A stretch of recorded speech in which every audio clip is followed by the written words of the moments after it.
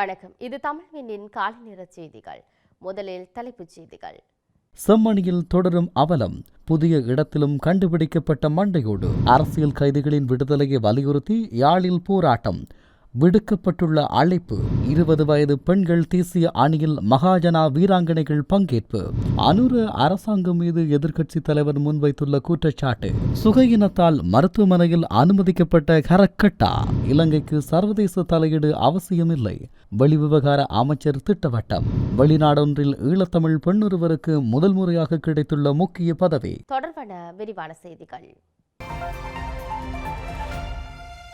செம்மணி மனித புதைகுழிகளில் இதுவரை 45 மனித எலும்புக்கூடுகள் அடையாளம் காணப்பட்டுள்ளதுடன் புதிதாக அகழப்படும் புதைகுழிகளிலும் மண்டையோடொன்று அவதானிக்கப்பட்டது. செம்மணி மனித புதைகுழி அகழ்வு பணிகள் தொடர்பாக நேற்று ஊடகங்களுக்கு கருத்து தெரிவித்த போதே சட்டத்தரணி VS நிரஞ்சன் இதனை தெரிவித்தார். செம்மணி சித்துப்பாத்தி மனித புதைகுழி வழக்கின் 2ஆம் கட்டத்தின் 10ஆம் நாளான நேற்று சனிக்கிழமை யாழ்ப்பாணம் நீதவான் AA ஆனந்தராஜா முன்னிலையில் அகழ்வு பணி நடைபெற்றது. இதுவரை மொத்தமாக 45 மனித எலும்புக்கூடுகள் அடையாளம் காணப்பட்டுள்ளதுடன் 42 மனித எலும்புக்கூடுகள் அகழ்ந்தெடுக்கப்பட்டிருக்கிறது. இதேவேளை புதிதாக நேற்றைய தினம் 3 எலும்புக்கூடுகள் அடையாளப்படுத்தப்பட்டிருக்கின்றது. செய்மதி படம் மூலம் அடையாளப்படுத்தப்பட்ட அகழப்படும் சந்தேகத்துக்கிடமான பகுதியில் மண்டையோடு ஒன்று அவதானிக்கப்பட்டுள்ளது. இன்று 45 மனித எச்சங்கள் அடையாளப்படுத்தப்பட்டு 42 அகழ்ந்தெடுக்கப்பட்டிருக்கிறது. நேற்றைய விட புதிதாக 3 மனித எச்சங்கள் அடையாளப்படுத்தப்பட்டிருக்கின்றது. இதே நேரம் புதிதாக ஆரம்பிக்கப்பட்ட மனித புதைகுழி அகழ்வின் போது மண்டையோடொன்று கண்டுபிடிக்கப்பட்டிருக்கின்றது. அத்துடன் நேற்று சந்தேகத்துக்கு இடமான பொருள் ஒன்று கண்டுபிடிக்கப்பட்டதன் அடிப்படையில் போலீசாருக்கு அறிவிக்கப்பட்டு குண்டு செயலடக்கம் பிரிவினர் வந்து அந்த பொருளை அகழ்ந்தெடுத்து நீதிமன்ற கட்டுக்காவலில் வழங்கியிருக்கின்றார்கள். அது ஆயுதத்தோடு காணப்படுகின்ற பெரலாக கருதப்படலாம் என்ற ஒரு சந்தேகம் காணப்படுகிறது. ஆய்வின் பிற்பாடுதான் அது சம்பந்தமாக தெரியவர இருக்கின்றது. தொடர்ந்து நாளை அரை நாள் வேலை நடைபெறும். அகழ் பணி தொடர்ந்து நடைபெற இருக்கின்றது. அரசியல் கைதிகளின் விடுதலையை வலியுறுத்தி யாழில் முன்னெடுக்கப்படவுள்ள போராட்டத்தில் அனைத்து தரப்பினரையும் கலந்து கொள்ளுமாறு குரலற்றவர்களின் குரல் அமைப்பின் ஒருங்கிணைப்பாளர் கோமகன் தெரிவித்துள்ளார். எதிர்வருகின்ற 24 மற்றும் 25ஆம் தேதிகளில் யாழ்ப்பாணம் கிட்டு பூங்கா சுற்றாயலில் இடம்பெறும் இந்த நினைவேந்தலில் பங்கேற்குமாறு அவர் அழைப்பு விடுத்துள்ளார். இலங்கை ஜனநாயக சோசலிச குடியரசு எனும் பெயரை தாங்கி நிற்கிறது. ஆனாலும் இந்த ஜனநாயக சோசலிசம் வெளிப்படுத்தும் விழுமியங்களுக்கு மாறாக ஒடுக்கும் அரசாகவே இந்த அரசு பரிணமித்துள்ளது. இந்த அரசினது இரும்பு சிறைகளுக்குள் தடுத்து வைக்கப்பட்டிருந்த நிலையில் உயிர் பறிக்கப்பட்ட எமது உறவுகளான தமிழ் அரசியல் கைதிகளை உணர்வு பூர்வமாய் மனங்கொள்ள வேண்டியது தமிழ் மக்களாகிய நம் ஒவ்வொருவரது கடமையுமாகும். சுதந்திர வாழ்வின் உரிமைக்காக நித்தமும் போராடி கொண்டிருக்கின்ற எமது தமிழினத்தை சட்டத்தின் பெயரால் அடக்கி ஒடுக்குவதற்கென்று ஆதிக்க அரசினால் திட்டமிட்டு உருவாக்கப்பட்ட அவசரகால சட்டம் மற்றும் பயங்கரவாத தடை சட்டம் போன்றவற்றின் கீழ் இன விடுதலையின் பெயரால் கைது செய்யப்பட்டு சிறையில் அடைக்கப்பட்ட தமிழ் அரசியல் கைதிகளை நாம் மறந்துவிடலாகாது. நாட்டின் பல்வேறு சிறைச்சாலைகளிலும் தடுத்து வைக்கப்பட்டிருந்த நிலையில் வெவ்வேறு காலப்பகுதிகளில் மனிதாபிமானமின்றி கொல்லப்பட்ட நூற்றுக்கணக்கான எமது உறவுகளை நினைவேந்துவதுடன் 30 ஆண்டுகள் கடந்தும் விடுதலையின்றி இன்று வரை சிறைக்கூடங்களுக்குள் தடுத்து வைக்கப்பட்டிருக்கும் தமிழ் அரசியல் கைதிகளின் சுதந்திர விடியலுக்காக கரம் கோர்த்து குரல் உயர்த்து அனைவரும் ஒன்றிணைய வேண்டியது காலத்தின் கட்டாய தேவையாகும். தமிழினத்தை வேறறுக்கும் வரலாற்றின் முதல் அத்தியாயமான ஜூலை கலவரத்தின் சிறை படுகொலை நாள் ஜூலை 25 முன்னிறுத்தி சிறைகளுக்குள் படுகொலை செய்யப்பட்ட உயிர்களுக்கு சிரம் சாய்த்து நினைவேந்தி இன்று வரை சிறையில் வாடும் உறவுகளின் விடுதலைக்கு வழியமைப்போம் எனும் துணைப்பொருளில் அரசியல் கைதிகளின் விடுதலைக்கான உணர்வுபூர்வமான போராட்டத்தை முனைப்புடன் முன்னெடுக்க குரலற்றவர்களின் குரல் அமைப்பு சகல தமிழ் சமூகங்களிடமும் அழைப்பு விடுக்கின்றது. நினைவேந்தலை வலுப்படுத்தி விடுதலைக்கு வழி சமைக்க ஈழத்துச் சூழலில் மட்டுமின்றி அயலகமான தமிழகம் புலம்பெயர்ந்து வாழுகின்ற பன்னாட்டு தமிழ் உணர்வாளர்கள், தமிழர் அமைப்புகள், மனித உரிமைவாதிகள், பல்கலைக்கழக மாணவர்கள், சிவில் சமூக அமைப்புகள், ஜனநாயக சக்திகள் என அனைத்து தரப்பினரிடமும் அந்தந்த நாடுகளில் இதேபோன்ற உணர்வுபூர்வ கவனக்குவிப்பு நிகழ்வுக்கான ஒத்துழைப்பையும் ஆதரவையும் உரிமையோடு வேண்டி நிற்கிறோம். எதிர்வருகின்ற 24 மற்றும் 25ஆம் தேதிகளில் யாழ்ப்பாணம் கிட்டு பூங்கா சுற்றாயலில் இடம்பெறும் இந்த நினைவேந்தல் செயற்பாட்டில் சமூக உணர்வு கொண்ட அனைத்து தரப்பினரும் தவறாது பங்கேற்று ஒன்றிணைந்து குரல்களை உயர்த்தி உறவுகளின் விடுதலைக்கு அணிதிரண்டு வலுச்சேர்ப்போம் எனவும் தெரிவித்தார். சிறைகளுக்குள் படுகொலை செய்யப்பட்ட தமிழ் அரசியல் கைதிகளை நினைவு கூர்ந்து சிறையிலிருந்து விடுவிக்கப்படாத உறவுகளின் விடுதலை வேண்டி அணிதிரள்வோம்.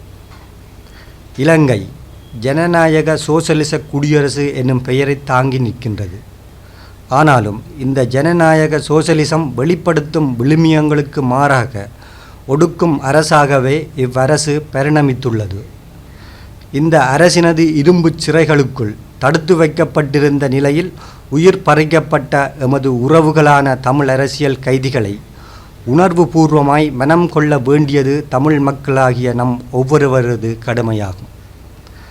சுதந்திர வாழ்வின் உரிமைக்காக நித்தமும் போராடி கொண்டிருக்கின்ற எமது தமிழினத்தை சட்டத்தின் பெயரால் அடக்கி ஒடுக்குவதற்கென்று ஆதிக்க அரசினால் திட்டமிட்டு உருவாக்கப்பட்ட அவசரகால சட்டம் மற்றும் பயங்கரவாத தடை சட்டம் போன்றவற்றின் கீழ் இன விடுதலையின் பெயரால் கைது செய்யப்பட்டு சிறையில் அடைக்கப்பட்ட தமிழ் அரசியல் கைதிகளை நாம் மறந்துவிடலாகாது. நாட்டின் பல்வேறு சிறைகளிலும் தடுத்து வைக்கப்பட்டிருந்த நிலையில் வெவ்வேறு காலப்பகுதிகளில் மனிதாபிமானமின்றி கொல்லப்பட்ட நூற்றுக்கணக்கான எமது உறவுகளை நினைவேந்துவதுடன் 30 ஆண்டுகள் கடந்தும் விடுதலையின்றி இன்று வரை சிறை கூடங்களுக்குள் தடுத்து வைக்கப்பட்டிருக்கும் தமிழ் அரசியல் கைதிகளின் சுதந்திர விடியலுக்காக கரங்கோர்த்து குரலுயர்த்த அனைவரும் ஒன்றிணைய வேண்டிய காலத்தின் கட்டாய தேவையாகும். தமிழினத்தை வேரறுக்கும் வரலாற்றின் முதல் அத்தியாயமான ஜூலை கலவரத்தின் சிறைப்படுகொலை நாள் ஜூலை 25ஐ முன்னிறுத்தி சிறைகளுக்குள் படுகொலை செய்யப்பட்ட உயிர்களுக்கு சிரம் சாய்த்து நினைவேந்தி இன்று வரை சிறையிலே வாடும் உறவுகளின் விடுதலைக்கு வழியமைப்போம்.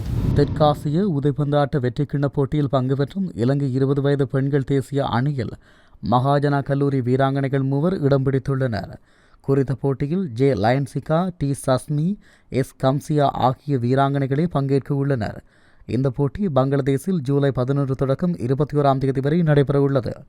இந்த வீராங்கனைகளை பலரும் வாழ்த்தி பாராட்டுவதோடு இந்த வீராங்கனைகளை தேசிய அணியில் இடம் பிடிக்கும் வகையில் சிறப்பாக பயிற்சிகளை வழங்கிய பாடசாலை பயிற்றுனர் திரு சி சந்திரகுமாருக்கு பாடசாலை சமூகத்தினர் நன்றிகளை தெரிவித்துள்ளனர். சர்வதேச நாணய நிதியத்துடனான உடன்படிக்கையை மறுசீரமைக்கப்படும் என உறுதியளித்திருந்து ஜனாதிபதி அனுரகுமார அந்த உறுதிமொழியை நிறைவேற்றாது IMFின் நிபந்தனைகளை நிறைவேற்றி வருகிறார் என எதிர்க்கட்சித் தலைவர் சஜித் பிரேமதாச குற்றம் சாட்டியுள்ளார்.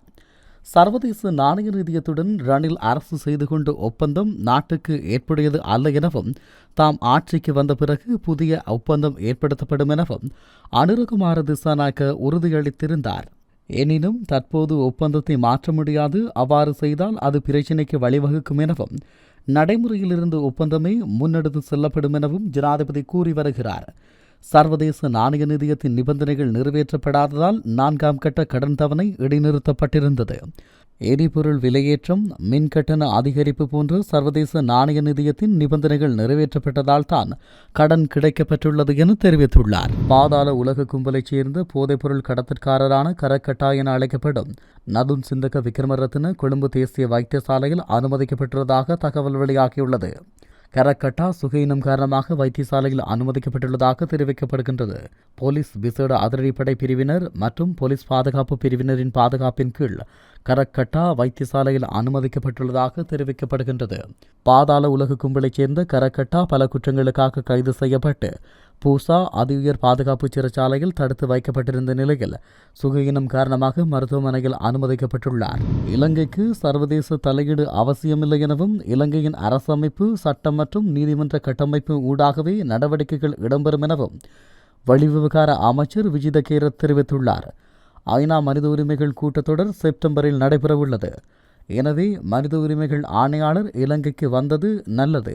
அவரும் அறிக்கை முன்வைப்பதற்கு அது இலகுவானதாக இருக்கும். ஏனெனில் அவரால் விடயங்கள் நேரில் அவதானிக்க முடிந்தது. நாம் ஆட்சிக்கு வந்த பின்னர் நாட்டில் மாற்றத்தை ஏற்படுத்தி காட்டியுள்ளோம். பொருளாதார பாகுபாட்டை நிவர்த்தி செய்தல் மற்றும் மனித உரிமைகள் தொடர்பிலும் நடவடிக்கை எடுக்கப்பட்டு வருகின்றன. அவற்றையும் ஐநா மனித உரிமைகள் ஆணையாளருக்கு காண முடிந்தது. நாம் எதையும் ஒழிக்கவில்லை. வெளிப்படைத்தன்மையுடன் தான் நடவடிக்கை இடம்பெறும். செப்டம்பர் முதல் வாரமளவில் பயங்கரவாத தடை சட்டத்தை நீக்குவது பற்றிய வர்த்தமானி வெளியிடுவதே அரசின் இலக்காக உள்ளது எனவும் அவர் தெரிவித்தார். சுவிட்சர்லாந்தின் ஐநா இளைஞர் பிரதிநிதியாக ஈழத்து பெண் கனிசா சூசை நியமிக்கப்பட்டுள்ளார். கனிசா சூசை சுவிட்சர்லாந்தின் ஐநா இளைஞர் பிரதிநிதியாக நியூயார்க்கில் பணியாற்றுகிறார். இந்த பதவியை பெறும் முதல் ஈழத்து தமிழ் பெண் என்பதில் பெருமை கொண்டிருக்கின்றார். மாற்றுத்திறனாளி இளைஞர்களின் உரிமைகள் மற்றும் அனைவருக்கும் சமமாக கல்வியை பெறும் வாய்ப்புக்காக அவர் போராடுவதாக அந்த நாட்டு ஊடகங்கள் தெரிவித்துள்ளன.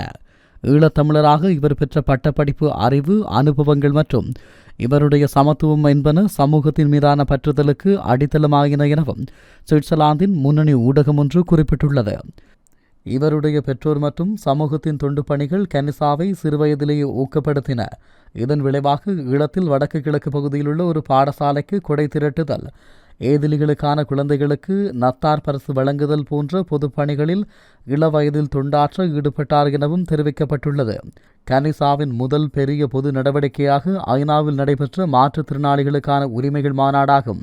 இதற்கு முன்னர் இவ்வாறு சுவிட்சர்லாந்து சார்பில் இளைஞர் பிரதிநிதி எவரும் கலந்து கொண்டிருக்கவில்லை. கல்வி தொடக்கத்தில் இருந்து எல்லோருக்கும் கிடைக்கும் வளமாக இருத்தல் வேண்டும். மனித உரிமைகள் அடிப்படையிலானதாகவும் கல்வி இருக்க வேண்டும் எனவும் கனிசா வலியுறுத்தியுள்ளார். பன்னாட்டு மேடையை தவிர கனிசா உள்ளூர் மற்றும் சமூக நிலைகளிலும் தீவிரமாக செயற்படுகிறார். பாடசாலைகளிலும் போதனை நடத்துகிறார். வேலைமுறை பட்டறைகள் நடத்துகிறார் மற்றும் மனித உரிமைகள் தொடர்பிலான தொண்டு நிறுவனங்களிலும் செயல்படுகின்றார். உதாரணமாக இலங்கையின் வடக்கு கிழக்கு பகுதிகளில் உள்ள தமிழர்களின் உரிமைகளை காக்கும் பெல் என்ற அமைப்பிலும் பணியாற்றுகின்றார். இதன் அடிப்படையில் அரசியல் என்பது ஒரு பதவியில் இருக்க வேண்டும் என்பதல்ல, அது ஒரு மாற்றத்தை உருவாக்கும் இடத்தில் செயற்படுவதாக இருக்க வேண்டும் என உறுதியாக தெரிவித்துள்ளார். கனிசா கல்வி, இடப்பெயர்வு கொள்கைகள் மற்றும் சர்வதேச அமைப்புகளில் மாற்றத்தை உருவாக்கும் சாத்தியங்கள் உள்ள இடங்களில் பணியாற்ற விரும்புவதாக ஒரு சேவையில் தெரிவித்துள்ளார்.